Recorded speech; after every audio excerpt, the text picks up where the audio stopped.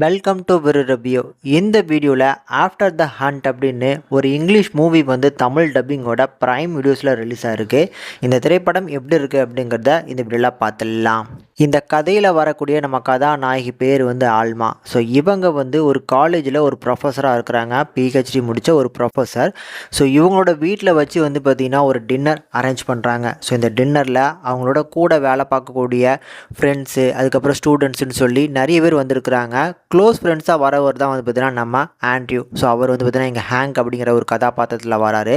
So இவரை பொறுத்தளவுக்கு பயங்கரமாக குடிக்கு அடிக்டான ஒரு பியர்டான ஒரு ஆளாக வந்து பார்த்திங்கன்னா ப்ரொஜெக்ட் பண்ணி இந்த படத்தில் காமிச்சிருப்பாங்க.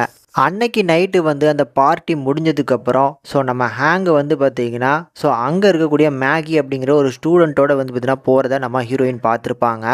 அதுக்கப்புறம் என்ன நடந்துச்சுன்னு தெரில. அடுத்த நாள் அந்த மேகி அப்படிங்கிற ஸ்டூடெண்ட் வந்து பார்த்திங்கன்னா நம்ம ஹீரோயின் கிட்டக்க ஒரு கம்ப்ளைண்ட் கொடுக்குறா.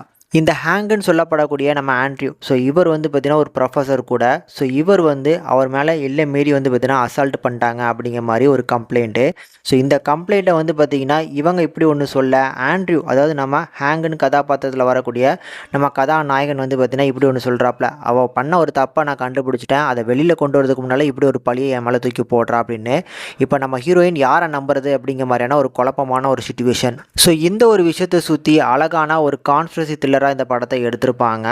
ஆக்சுவலி இந்த படத்தை பார்க்குறதுக்கே ஒரு பயங்கரமான ஒரு பொறுமை வேணும்னு நினைக்கிறேன். ஏன்னா படத்தோட ஸ்டார்டிங் இன்ட்ரோவில் ஒரு நிமிஷம் வந்து பார்த்திங்கன்னா ஒரு டிக்டாக்னு சொல்லி இந்த கடிகாரச சவுண்டை வச்சு வந்து பார்த்திங்கன்னா உங்களை பொறுமையாக சோதிப்பாங்க. அந்த அளவுக்கு சூப்பராக அதுலேயே ஒரு மீனிங்ஃபுல்லான ஒரு விஷயத்தை கன்வே பண்ணிட்டாங்க. அண்ட் ஆல்சோ படத்தோட கதைக்குள்ளே வர்றதுக்குமே கொஞ்சம் ரொம்ப டைம் எடுத்துப்பாங்க. ரொம்ப ஸ்லோவாக நிறுத்தி நிதானமாக தான் போகுது.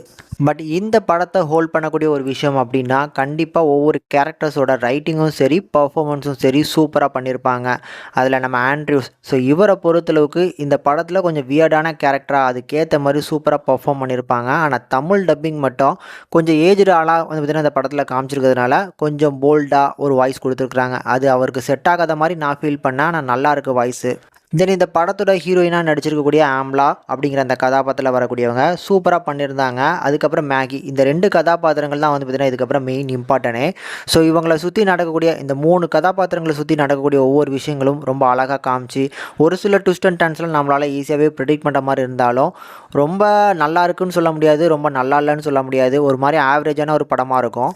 ஸோ கண்டிப்பாக ஒரு 1 டைம் ட்ரை பண்ணலான்னு நினைக்கிறேன். நீங்கள் வேணால் ட்ரை பண்ணி பார்த்துட்டு உங்களுக்கு எப்படி இருந்துச்சு அப்படிங்கிறத கமெண்டில் லீவ் சொல்லுங்கள்.